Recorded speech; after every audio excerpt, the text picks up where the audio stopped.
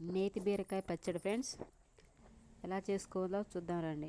నేతి బీరకాయలు కార్తీక మాసంలో నేతి బీరకాయలు చాలా మంచిదంటండి. తింటే అవి ఎక్కడ కనపడ్డా చక్కగా కోసుకొని వచ్చి చట్నీలు కూరలు అవి చేసుకుంటారు.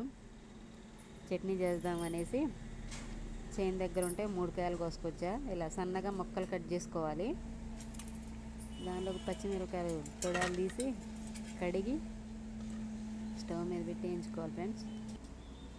దీనిలోకి టమాటాలు కూడా 2 వేస్తే బాగుంటుందని సన్నగా కట్ చేసి పక్కన పెట్టా. స్టవ్ మీద పచ్చిమిర్చి పెట్టి వేయించుకోవాలి కొంచెం ఆయిల్ వేసి.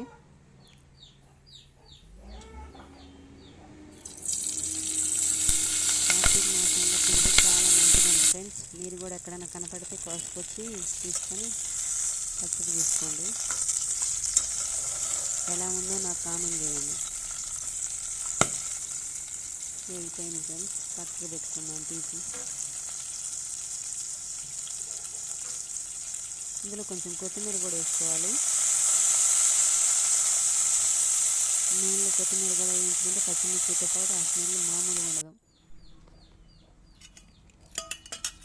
వేయించుకొని పక్కన పెట్టుకున్నాం ఫ్రెండ్స్. రోట్లో వేసి దంచుకుందాం. మిక్సీ కంటే రోల్లో వేసి దంచుకుంటే చాలా చాలా టేస్ట్ ఉంటుంది. కట్టెలపై మీద వండే వంటలో రోట్లో దంచుకునే చట్నీలు అల్లం కానీ చాలా బాగుంటాయి.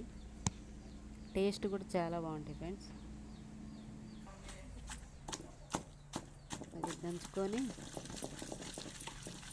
మనం నేతి బీరకాయల ముక్కలు వేయించుకున్నాం కదా, అవి కూడా ఇందులో వేసుకొని దంచుకోవాలి.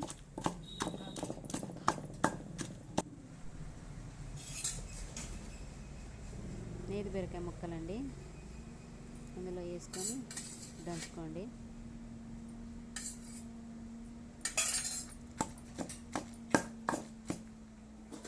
ఇందులో టమాటాలు మగ్గించాం కదా, అవి కూడా వేస్తున్నాం.